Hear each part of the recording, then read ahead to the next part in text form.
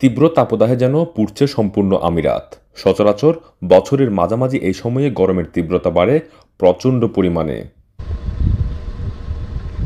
এইবার গরমের তীব্রতা বেড়ে পূর্বের রেকর্ড ভেঙে ৫১ ডিগ্রি পর্যন্ত পৌঁছেছে। তীব্র তাপদাহের কারণে খোলা আকাশের নিচে কাজ করা শ্রমিকদের হতে পারে হিট স্ট্রোক বা যে কোনো ধরনের সমস্যা। এমনকি যারা কনস্ট্রাকশনের কাজ করতেছে, খোলা আকাশের নিচে বিল্ডিং এর কাজ করতেছে, অনেক সময় আমরা দেখতেছি বাইরে ওদেরকে ওই হার্ট স্ট্রোক হয়ে গেছে, হার্ট ব্লক হয়ে গেছে, পানির পিপাসায় তৃষ্ণায় অনেক কষ্ট পাচ্ছে, ক্রেনে করে ওদেরকে ওঠানামা করতে হচ্ছে, এমনকি মারাও গেছে।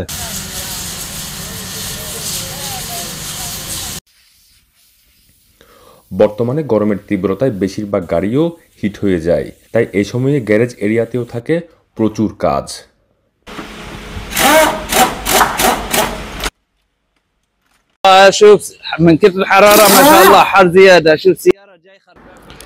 দেখুন, আমিরাতে এখন গরমের তীব্রতা এতই বেড়েছে যে আমার গাড়ি গ্যারেজে নিয়ে আসতে হয়েছে। আমিরাত সরকার শ্রমিকদের কথা চিন্তা করে মধ্যাহ্নবিরতির যে আইনটি করেছে সেটি অনেক ভালো হয়েছে। এই গরমের কারণে গাড়ি অনেক হিট হয়ে যাচ্ছে, সে কারণে গাড়ির কন্ডেন্সার, রেডিয়েটর, এসি, বিভিন্ন মেকানিকের কাজ, এগুলো কাজ একটু গরমের দিনে একটু বেশি বেড়ে যায়।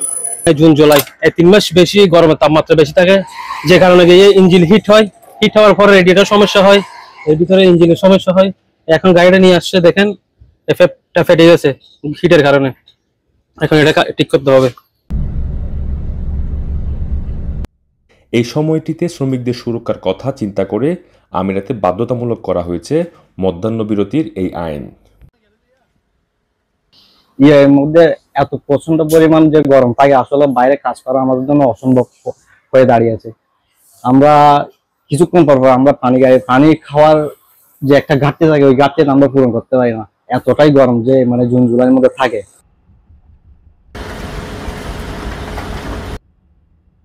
সংযুক্ত আরব আমিরাতের মধ্যাহ্নবিরতির এই আইন প্রয়োগের উদ্যোগটি ২১ বছরে পদার্পণ করেছে।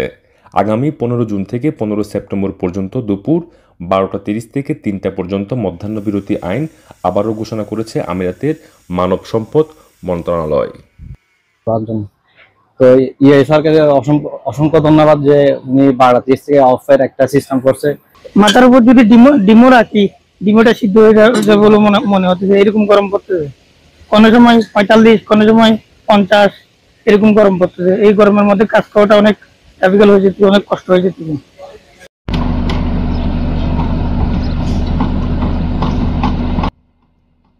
কোনো কোম্পানি এই নিয়ম লঙ্ঘন করলে প্রতিজন কর্মীর জন্য ৫,০০০ দিরহাম, যা বাংলাদেশি মুদ্রায় দাঁড়ায় ১,৬৭,০০০ টাকারও বেশি, এবং একাধিক কর্মী নিষিদ্ধ এই সময়ে কাজে জড়িত থাকলে সর্বোচ্চ ৫০,০০০ দিরহাম পর্যন্ত, যা বাংলাদেশি মুদ্রায় দাঁড়ায় ১৬,৭০,০০০ টাকা পর্যন্ত জরিমানা হতে পারে। তারপরেও শ্রমিকদের কথা ভেবে এমন আইন করায় আমিরাত সরকারের প্রতি সন্তুষ্ট প্রকাশ করেছেন সবাই। আমিরাতের এই আইনকে প্রবাসীদের পাশাপাশি বাংলাদেশ মিশনও দেখছে ইতিবাচক চোখে।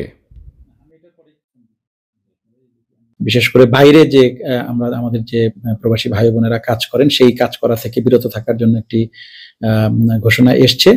তো আপনারা জানেন যে এই সময়ে সংযুক্ত আরব আমিরাতে অত্যন্ত তাপমাত্রা থাকে, যে তাপমাত্রাটা যদি সঠিকভাবে শরীরের পরিচর্যা করা না হয় তাহলে এটা অত্যন্ত ক্ষতির কারণ হতে পারে, এমনকি অনেক সময় হিট স্ট্রোকে এখানে মারা যাওয়ারও সম্ভাবনা থাকে। মধ্যাহ্নবিরতির অধীনে বেসরকারি এবং সরকারি খাতের কোম্পানিগুলোকে গ্রীষ্মকালে প্রয়োজনীয় জিনিস সরবরাহ বা ব্যবস্থা করতে হবে। বিরতির সময় বা কর্মীদের রোদ থেকে রক্ষা করার জন্য ছায়াযুক্ত এলাকা নির্বাচন করতে হবে। এছাড়াও শ্রমিকদের জন্য উপযুক্ত শীতল সরঞ্জাম, ফ্যান বা শরীর শীতল রাখে এমন জিনিস রাখতে হবে। অনেক সমস্যা, এখন তো কি করবো, তারপর তো কাজ করতে হবে। এখন তো সরকারের সারক ভাড়ার দিকে বন্ধ করার নিশ্চয়ই মনে হয় দেখি ভালো হয়েছে। হ্যাঁ, এটা তো পাস হয়ে গেছে, এখন তো সারক ভাড়া দিকে বন্ধ করবো। এমনকি কর্মক্ষেত্রে পর্যাপ্ত পরিমাণে পানীয় জলসহ স্থানীয় কর্তৃপক্ষ দ্বারা অনুমোদিত অন্যান্য সুযোগ সুবিধা এবং প্রাথমিক চিকিৎসা সুবিধাও নিশ্চিত করতে হবে। আমিরাত সরকারের প্রতি বছরের মতো এই বছরের মধ্যাহ্ন বিরতি যে আইনটি করেছে সেটিতে স্থানীয় বাসিন্দাদের পাশাপাশি প্রবাসীরাও সন্তুষ্ট।